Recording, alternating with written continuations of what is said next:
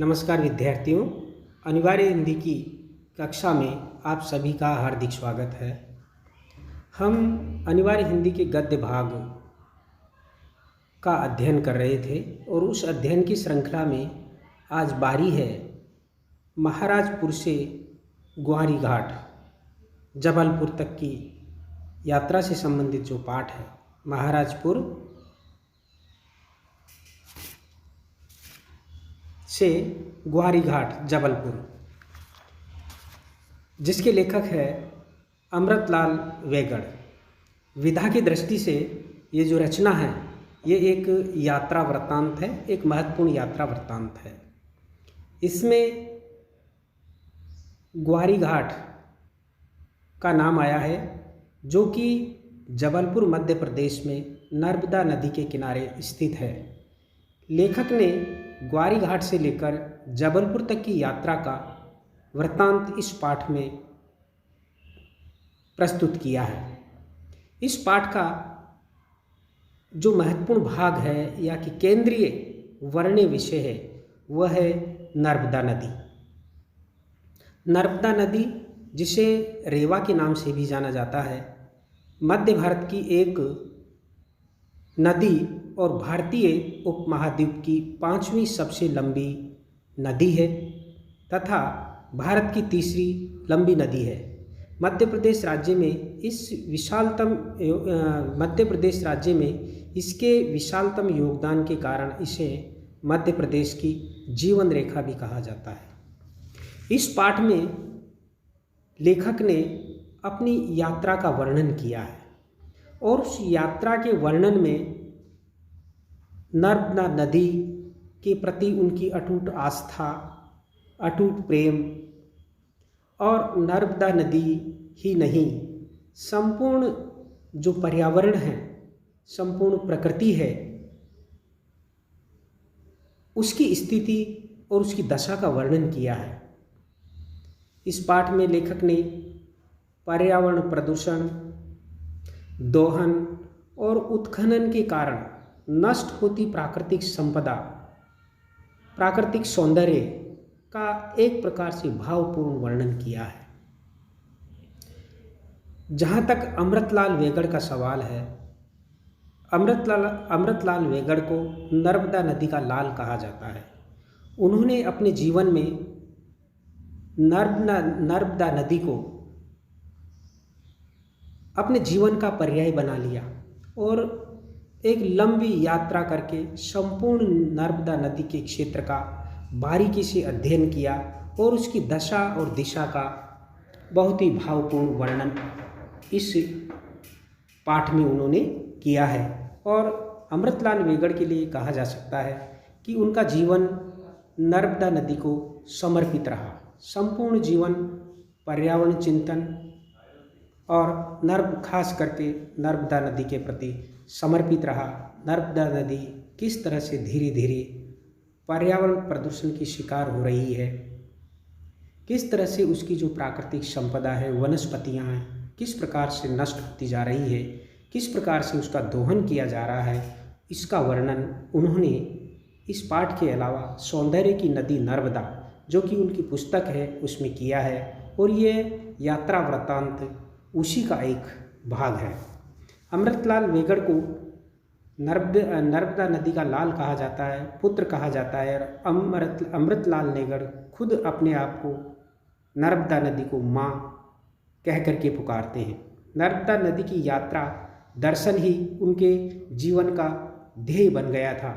उन्होंने नर्मदा नदी पहले और अब के नर्मदा नदी के पहले के और अब के सौंदर्य व दशा का वर्णन कर दोहन के कारण विनष्ट होती प्राकृतिक संपदा के प्रति खेद प्रकट किया है तथा अरण्य संस्कृति के उपासकों के प्रकृति प्रेम को एक तरह से प्रकृति प्रेम की शिक्षा दी है। तो इस चर्चा में हम बात करेंगे, पाठ पर हम बाद में जाएंगे, लेकिन अमृतलाल वेगड़ का जो व्यक्तित्व है, उनका जो जीवन है, और किस प्रकार से एक व्यक्ति ने अपना संपूर्ण जीवन मात्र एक नदी पर पर्यावरण के प्रति, प्राकृतिक संपदा के संरक्षण के प्रति समर्पित कर दिया, इसका वर्णन हम अमृतलाल वेगड़ के माध्यम से इस चर्चा में जानेंगे। अमृतलाल वेगड़ जो कि नदी के विलुप्त होते सौंदर्य को सजोने वाले नर्मदा के लाल कहे जाते हैं। हम उनका जीवन परिचय और उन्होंने नर्मदा नदी की पैदल यात्रा की और नर्मदा नदी के विविध दृश्यों का एक प्रकार से चित्रांकन किया, उस पर अपने यात्रा वृत्तांत लिखे, अपना साहित्य लिखा, उनका हम यहाँ पर अध्ययन करेंगे। तो देखिए, अमृतलाल वेगड़ का जन्म 3 अक्टूबर 1928 को जबलपुर मध्य प्रदेश में हुआ था। मूलतः गुजराती संस्कृति से ताल्लुक़ रखने वाले वेगड़ ने 1948 से 1953 तक शांति निकेतन में कला का अध्ययन किया था। नर्मदा नदी के प्रति उनकी गहरी आस्था थी। यही वजह है कि उनकी नर्मदा वृत्तांत की 4 पुस्तकें हिंदी, गुजराती, मराठी, अंग्रेजी और संस्कृत में प्रकाशित हुई और उनके उस प्रकाशित साहित्य को लोगों ने खूब सराहा और पढ़ा। गुजराती और हिंदी में साहित्य अकादमी पुरस्कार और महापंडित राहुल सांकृत्यायन पुरस्कार से जैसे अनेक राष्ट्रीय पुरस्कारों से उन्हें सम्मानित किया गया था। उनके द्वारा लिखित सौंदर्य की नदी नर्मदा एक प्रसिद्ध पुस्तक है जो न केवल अमृतलाल वेगड़ के प्रकृति प्रेम को दर्शाता है, अपितु वर्तमान में प्राकृतिक संपदा का जिस प्रकार से उत्खनन और दोहन हो रहा है और जिसके परिणाम स्वरूप हमारा पर्यावरण भी असंतुलित हो गया है, पर्यावरण प्रदूषित हो गया है, उन सब का जिक्र इस पुस्तक में आया है। उनकी ये किताबें बहुत महत्वपूर्ण यात्रा वृत्तांत है। दूसरी बात यह कि अमृतलाल वेगड़ ने नर्मदा नदी की यात्राएं की और एक जीवंत अनुभव उन पुस्तकों में उन्होंने अंकित किया है और देश भर में इन किताबों को खूब पढ़ा भी गया है। उनका ये काम हिंदी में अपनी तरह का अनूठा है, यानी कि हिंदी साहित्य में इस प्रकार का व्यक्तित्व और इस प्रकार की रचनाएं दुर्लभ है। एकमात्र ऐसे साहित्यकार हैं, ऐसे व्यक्तित्व है जिन्होंने अपना संपूर्ण जीवन उस नदी, प्रकृति और पर्यावरण को समर्पित कर दिया। इसलिए उन्हें हम हिंदी का एक अनूठा व्यक्ति कहेंगे और इसके लिए उन्हें खूब यश तो मिला ही, कई पुरस्कार भी मिले। इनके कई भाषाओं में अनुवाद भी छपे। 50 वर्ष की आयु से उन्होंने नर्मदा परिक्रमा प्रारंभ की, नर्मदा नदी की पैदल यात्रा प्रारंभ की और जीवन के अंतिम समय तक वे नर्मदा के पथिक बने रहे, यानी कि नर्मदा के सहयात्री बने रहे। 2018 में माखनलाल चतुर्वेदी पत्रकारिता विश्वविद्यालय के दीक्षांत समारोह में भारत के उपराष्ट्रपति वेंकैया नायडू द्वारा मानक उपाधि अमृतलाल वेगड़ को प्रदान की गई। उनका स्वास्थ्य खराब होने के कारण जबलपुर में उनके निवास पर ही सादे समारोह में उनको ये उपाधि प्रदान की गई। निश्चय ही ये पुरस्कार उनकी ख्याति को, उनके कार्य को उनके कार्य का महत्व प्रकट करता है। नर्मदा नदी की यात्रा का जो वृत्तांत है वो एक प्रकार से पूरे भारत में प्रसिद्ध रहा। अमृतलाल वेगड़ उन चित्रकारों और साहित्यकारों में से थे। दूसरी बात यह कि अमृतलाल वेगड़ एक साहित्यकार भी थे और एक चित्रकार भी थे। साहित्यिक रचनाएं भी की और उन्होंने नर्मदा नदी के विविध दृश्यों को अपनी तूलिका से चित्रों में भी प्रकट किया है। इसलिए वो एक उच्च कोटि के चित्रकार भी हैं और साहित्यकार भी हैं, जिन्होंने पर्यावरण संरक्षण के लिए उल्लेखनीय काम किया। नर्मदा नदी की 4000 किलोमीटर की पैदल यात्रा उन्होंने की और नर्मदा अंचल में फैली बेशुमार जैव विविधता से दुनिया को वाकिफ कराया, दुनिया को अवगत कराया कि प्राकृतिक सौंदर्य क्या है, उसका महत्व क्या है। लेकिन आज हमारी स्वार्थी जो व्यापारिक प्रवृत्तियां हैं वो उस प्रकृति का, उस पर्यावरण का दोहन करने से बाज नहीं आ रही है। 47 वर्ष की उम्र में 1977 में उन्होंने नर्मदा नदी की परिक्रमा करना शुरू किया था और 2009 तक ये क्रम जारी रहा। निरंतर वो नर्मदा नदी की यात्रा करते रहे। वे यायावर कलाकार थे।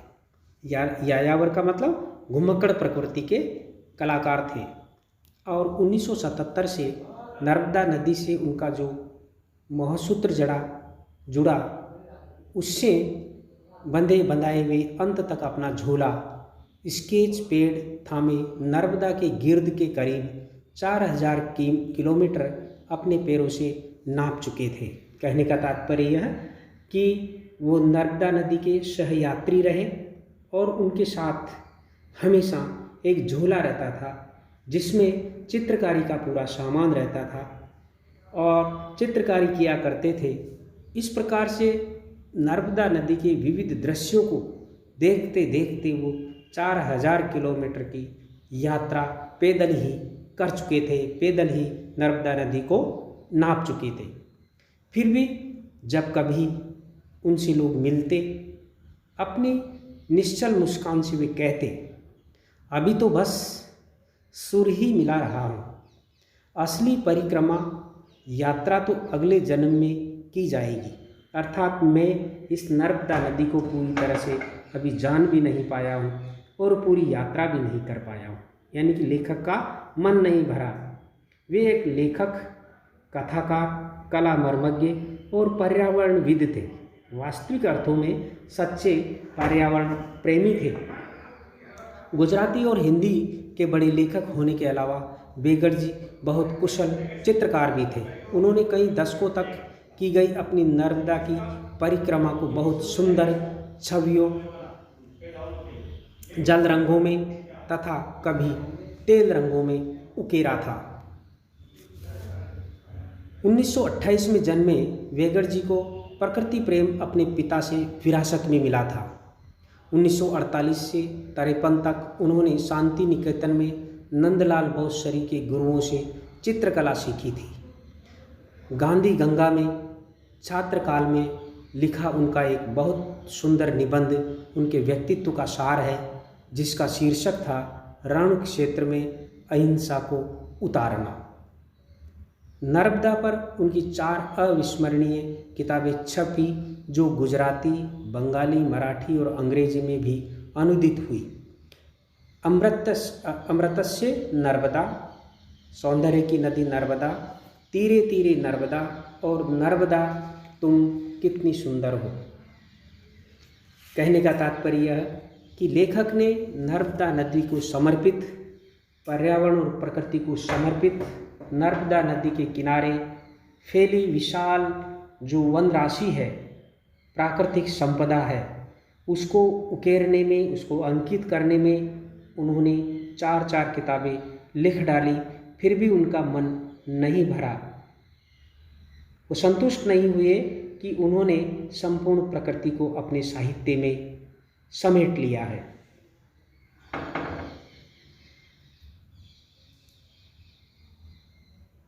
नदियों, खासकर नर्मदा की बिगड़ती दशा से वे बहुत खिन्न थे, अर्थात बहुत उदास रहते थे कि नर्मदा नदी के किनारे प्राकृतिक संपदा का दोहन हो रहा है, खनन हो रहा है, उसका शोषण हो रहा है और उसकी दुर्दशा को देख करके वो बहुत दुखी हुआ करते थे। उन्होंने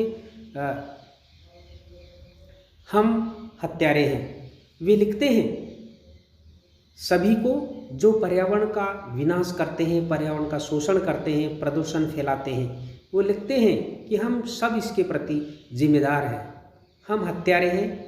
उन्होंने एक बार गुस्से में लिखा, अपनी ही नदियों के हत्यारे, प्रकृति से कैसा विश्वासघाती है।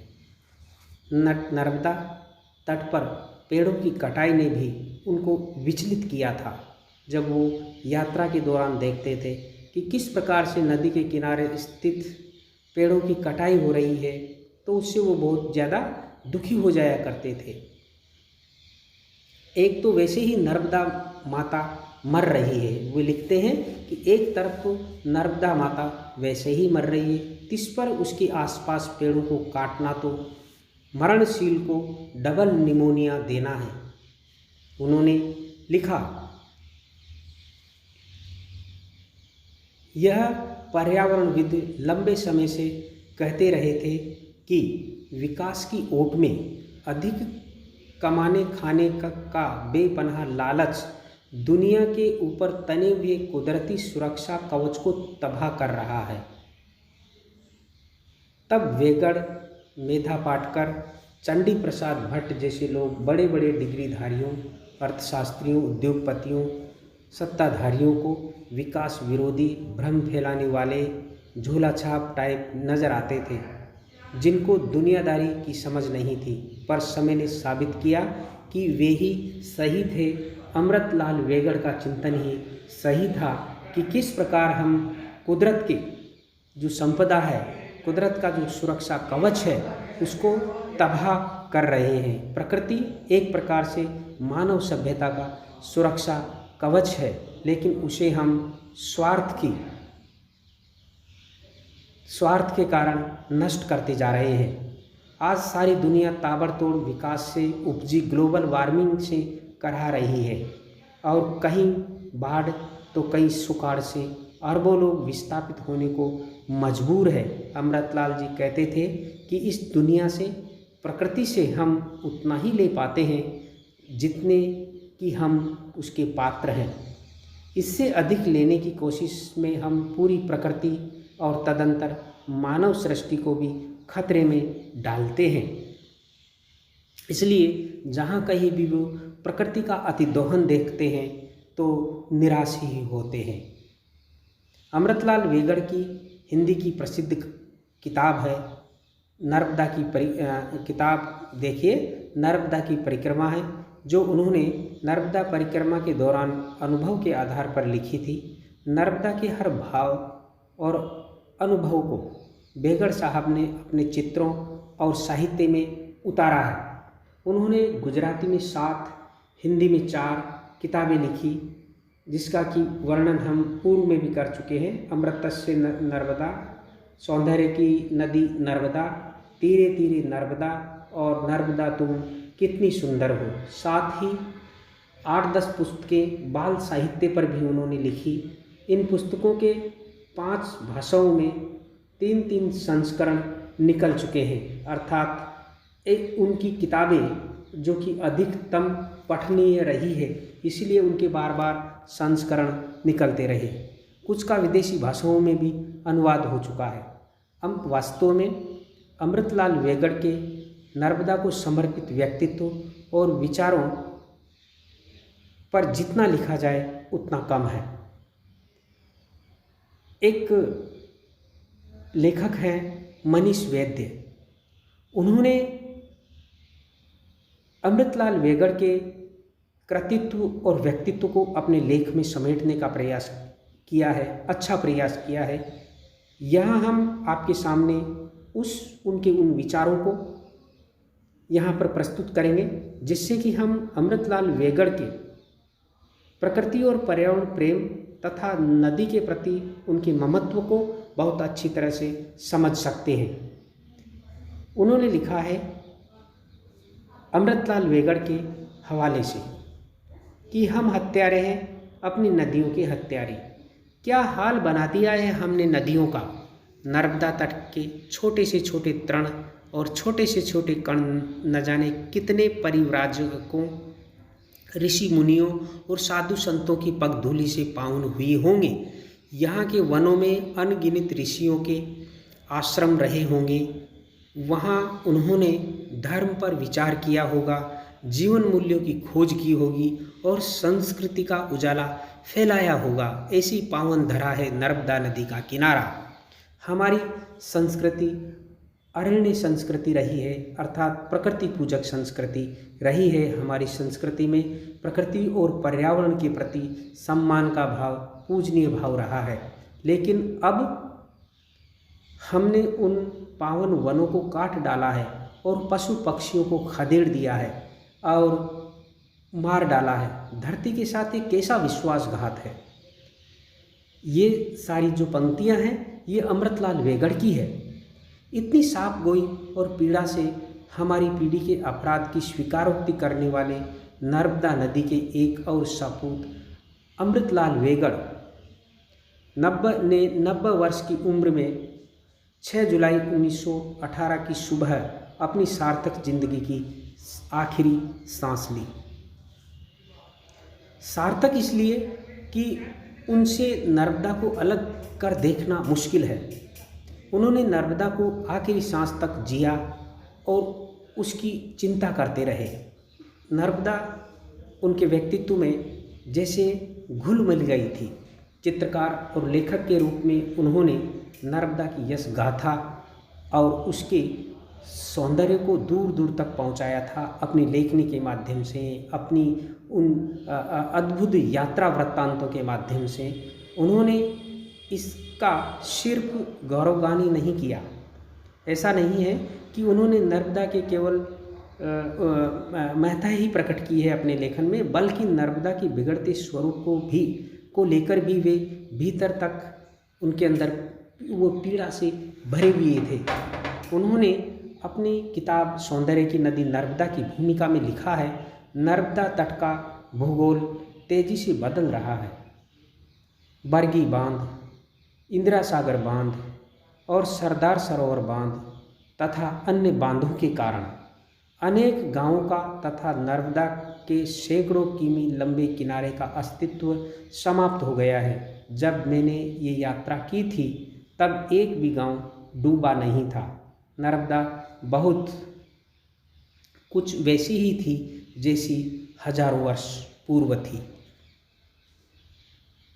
मुझे इस बात का संतोष रहेगा कि नर्मदा के उस विलुप्त होते सौंदर्य को मैंने सदा के लिए अपनी किताबों के पन्नों में संजो कर रख लिया है। इसमें जो कुछ अच्छा है वह नर्मदा का है, सौंदर्य उसका, भूल चूक मेरी इस यात्रा को 100 साल बाद तो क्या 25 साल बाद भी कोई उसकी पुनरावृत्ति नहीं कर सकेगा।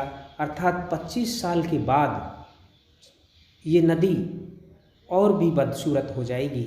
इसकी जो प्राकृतिक संपदा है वह विनष्ट हो जाएगी। 25 साल में नर्मदा पर कई बांध बन जाएंगे और इसका सैकड़ों मील लंबा तट एक प्रकार से जलमग्न हो जाएगा। न वे गांव रहेंगे न पगडंडियाँ। पिछले 25,000 वर्षों में नर्मदा तट का भूगोल जितना नहीं बदला उतना आने वाले 25 वर्षों में बदल जाएगा। ये एक प्रकार से अमृतलाल वेगड़ का आज के प्राकृतिक दोहन की गति को दर्शाता है कि हम पर्यावरण और प्रकृति का किस गति के साथ दोहन कर रहे हैं, शोषण कर रहे हैं और एक प्रकार से प्राकृतिक संपदा को विनष्ट कर रहे हैं। एक दुबली पतली काया, करीब 5 फीट का सामान्य कद काठी, आँखों पर मोटे फ्रेम का चश्मा पहने इस व्यक्ति ने अपनी पत्नी के साथ हजारों किलोमीटर नर्मदा के साथ साथ पहाड़ों, जंगलों और उबड़ खाबड़ रास्तों को अपने मजबूत इरादों से यात्रा करते हुए इसके अलौकिक जिस सौंदर्य को हमारे सामने रखा उसका बड़ा अभिप्राय नदियों के सिर्फ आध्यात्मिक दृष्टि से ही पूजने या सम्मान की पैरवी नहीं करता, बल्कि उसे पर्यावरण संपन्न दृष्टि से देखने और बिगड़ते हुए स्वरूप पर गहरी चिंता के साथ उसे बचाने के लिए समाज को सचेत और सजग बनाने की नज़र भी साफ है। कहने का तात्पर्य यह कि अमृतलाल वेगड़ ने नर्मदा नदी का जो वर्णन किया है वह केवल धार्मिक और आध्यात्मिक या सांस्कृतिक दृष्टि से नहीं किया है, बल्कि आज की जो पर्यावरण दृष्टि है कि आज हम पर्यावरण के प्रति समूचा विश्व चिंतित है, उस दृष्टि से भी उन्होंने अपने यात्रा वृत्तांतों में वर्णन किया है कि आज पर्यावरण के प्रति जागरूकता फैलाना अति आवश्यक है, समय की मांग है।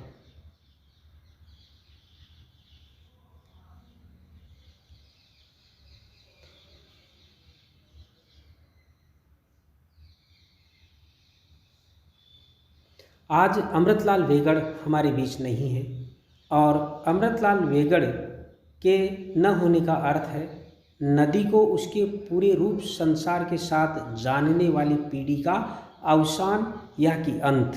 उसके न होने का अर्थ है पर्यावरण के ऐसे सपूत का न होना जो हमें प्रकृति के कई कई अर्थों से वाकिफ करवा रहा था। वे सच्चे अर्थों में नर्मदा के लाल थे।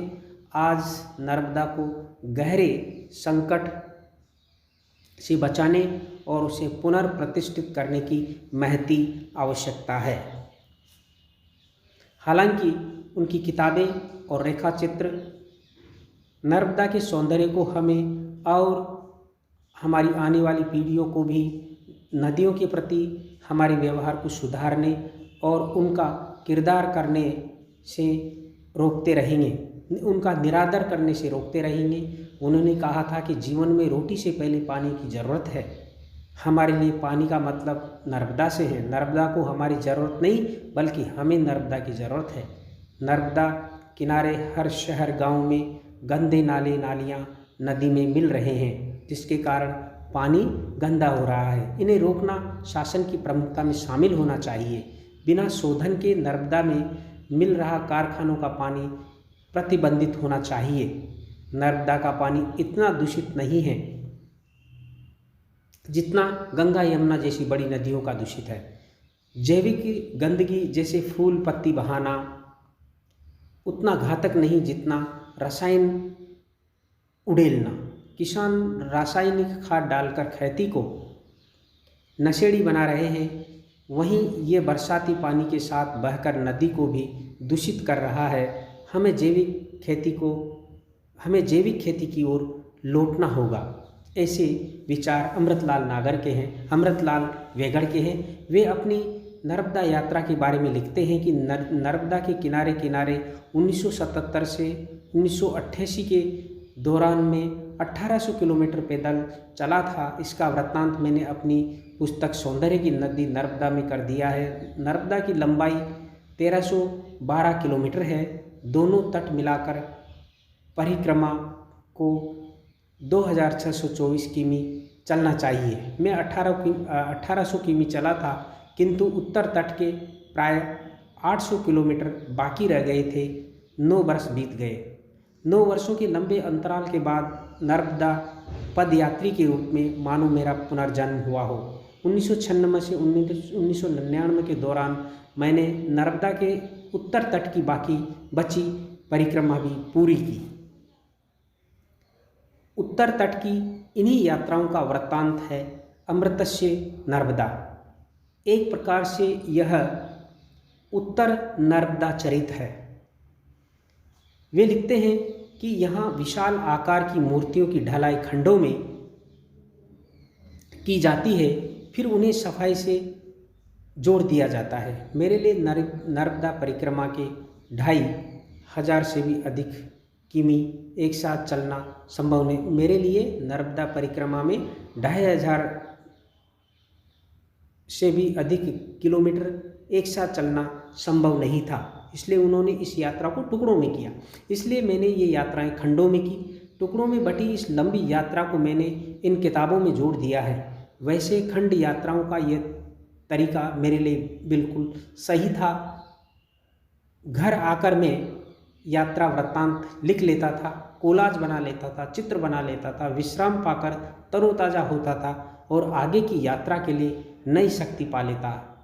इन यात्राओं में मैंने अकूत सौंदर्य बटोरा, उसी को व्यक्त करने का मेरा प्रयास रहा, कभी रेखाओं में, कभी रंगों में, तो कभी शब्दों में। ये अमृतलाल वेगड़ के शब्द हैं, उनके कथन हैं। यह ठीक है कि मैं चित्रकार हूँ और लेखक भी हूँ, लेकिन मैं साधारण चित्रकार हूँ और लेखक भी साधारण ही हूँ। पहले मैं प्राय सोचता था कि क्या ही अच्छा होता भगवान मुझे एक चित्रकार बनाता, लेकिन उच्च कोटि का चित्रकार, या फिर लेखक बनाता तो मूर्धन्य कोटि का लेखक। भगवान ने मुझे आधा इधर आधा उधर, आधा तीतर आधा बटेर, यानी कि आधा चित्रकार बनाया, आधा साहित्यकार बनाया। वे लिखते हैं, किंतु आज सोचता हूँ कि यदि भगवान ने मुझे केवल चित्रकार बनाया होता, भले ही श्रेष्ठ चित्रकार, तो नर्मदा के बारे में लिखता कौन, अर्थात साहित्य कौन रचता।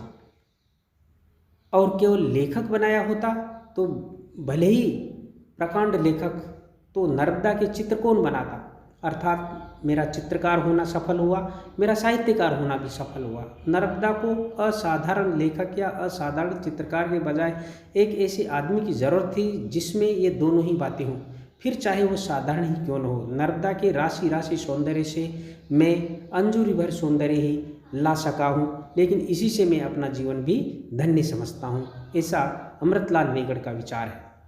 मेरा यह प्रयास एक साधारण व्यक्ति का निर्बल प्रयास है। सच तो यह है कि आज तक मैं नर्मदा के सौंदर्य की था नहीं ले पाया। कोई असीम को कैसे समेट सकता है, इसलिए जो लाया हूँ वह चिड़ी का चोंच भर पानी है, अर्थात उस अपार नर्मदा के उस अपार सौंदर्य में से मैं थोड़ा सा ही वर्णन कर पाया हूँ।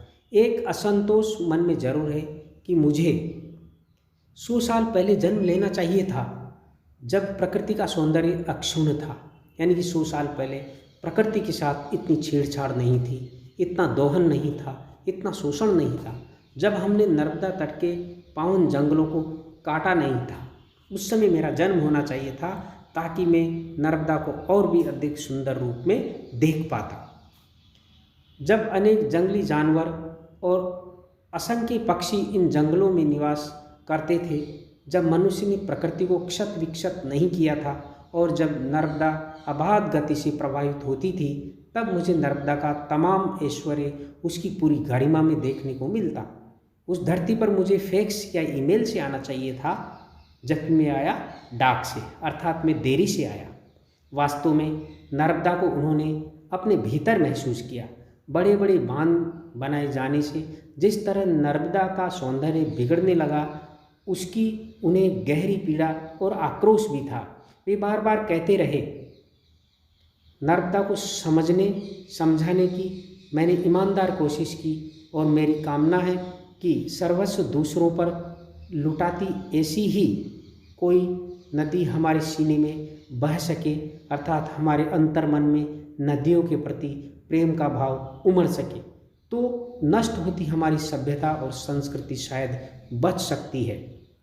वे कहते रहे, मेरे गुरु ने मुझे कहा था, जीवन में सफल मत होना, ये बेहद आसान है। तुम अपने आप को, अपने जीवन को सार्थक करना, यानी कि सफल से अधिक अच्छा सार्थक होना है। और अमृतलाल वेगड़ ने अपने जीवन को सार्थक बनाया। उन्हें प्रकृति और सौंदर्य से प्रेम करने की प्रकृति उनके पिता से मिली थी। अपने चित्र बनाने के लिए वे नर्मदा तट के आसपास जाया करते थे। स्केच के लिए बेहतर दृश्य की खोज में वे पहले आसपास, फिर दूर दराज के गांव देहात तक पहुँचे। इस तरह उन्हें नर्मदा किनारे का सौंदर्य दिखाई दिया।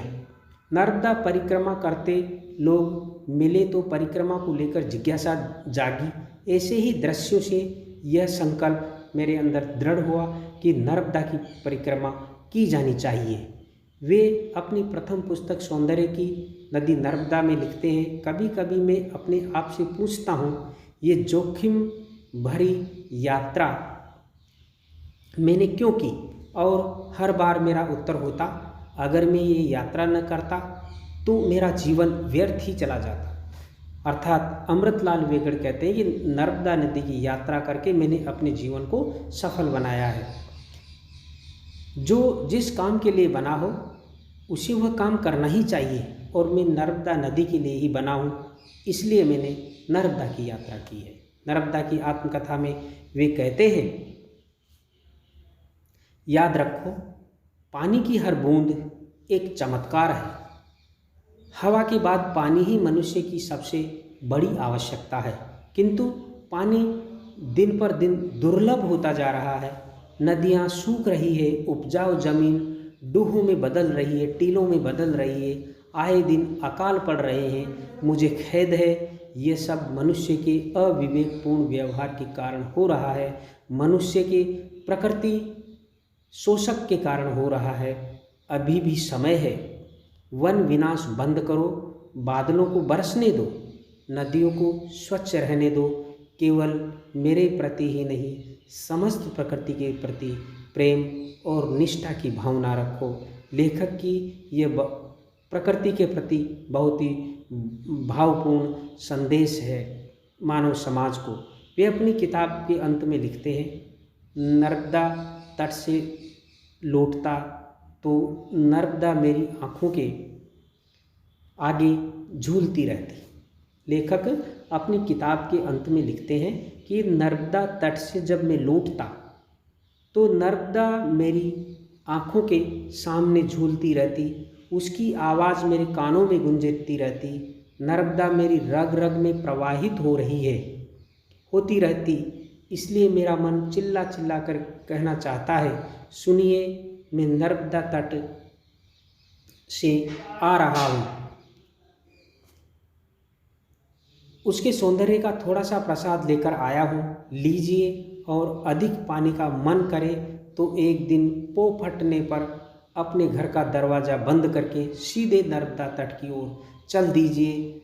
सुन रहे हैं ना आप लोग, मैं नर्मदा तट का वासी बोल रहा हूँ। इस प्रकार से लोगों को अमृतलाल वेगड़ अपनी रचना के माध्यम से प्रकृति की तरफ लौटने के लिए प्रेरित करते हैं। नर्मदा नदी के प्रति प्रेम के माध्यम से अपने पर्यावरण प्रेम को उद्घाटित करते हैं। अमृतलाल वेगड़ के लिए नर्मदा नदी माँ की भांति थी। वे लिखते हैं कि माँ नर्मदे, बार बार तुम्हारे तट पर आता रहूँगा, हो सके तो शेष परिक्रमा भी पूरी करूँगा। हाँ, एक बात कहना चाहता हूँ, मैं तुम्हारे तट पर आता था, कई कई दिन चलता था, फिर घर वापस आ जाता था, लेकिन एक बार ऐसा आऊँगा कि वापस नहीं जाऊँगा, हमेशा के लिए मीठी नींद सो जाऊँगा, तब थपकी देकर सुला देना, बस यही एक आकांक्षा है, इसे पूरी करना माँ। एक साक्षात्कार में भी उन्होंने कहा था कि मैं माँ नर्मदा की सेवा, उन्होंने कहा था कि माँ नर्मदा की सेवा करते ही मेरा जीवन बीता है। अंत में भी मैं माँ नर्मदा की गोद में ही सोना चाहता हूँ, अर्थात यही मेरा जीवन का अवसान हो। मैं नहीं चाहता कि मुझे नर्मदा तट के अलावा कहीं और ले जाया जाए। मेरा अंतिम संस्कार नर्मदा के तट पर ही किया जाए। मैं तो चाहता हूँ कि अगला जन्म हो नर्मदा की छाँव ही मिले। उनकी इस इच्छा का सम्मान करते हुए उनका जो अंतिम संस्कार है वह भी जबलपुर के नर्मदा तट पर ग्वारी घाट पर ही किया गया। उनके प्रति समाज की सच्ची यही श्रद्धांजलि होगी कि हम सब मिलकर नर्मदा का आदर करें और उसे स्वच्छ रखकर पूर्ववर्ती सदा निराके का रूप स्वरूप उसे दे सके, पर्यावरण को संरक्षित कर तथा नदियों के सौंदर्य को अक्षुण्ण बनाए रखें। इस प्रकार से कहने का तात्पर्य यह है कि इस पूरे ये जो पूरी चर्चा है उसका ये निष्कर्ष है कि आज हम पर्यावरण और प्रकृति का अत्यधिक दोहन कर रहे हैं, जिसके कारण पर्यावरण का प्रत्येक उपादान, प्रत्येक अंग एक प्रकार से विनाश के कगार पर है और जिसके कारण पर्यावरण प्रदूषण फैल रहा है। लेखक अमृतलाल वेगड़ ने नर्मदा नदी के माध्यम से वर्तमान की पर्यावरण प्रदूषण की स्थिति को हमारे सामने रखा है तथा अपने प्रकृति प्रेम को प्रकट किया है। अगली चर्चा में हम महाराजपुर से ग्वारी घाट पाठ का पठन और पाठ विश्लेषण करेंगे। धन्यवाद।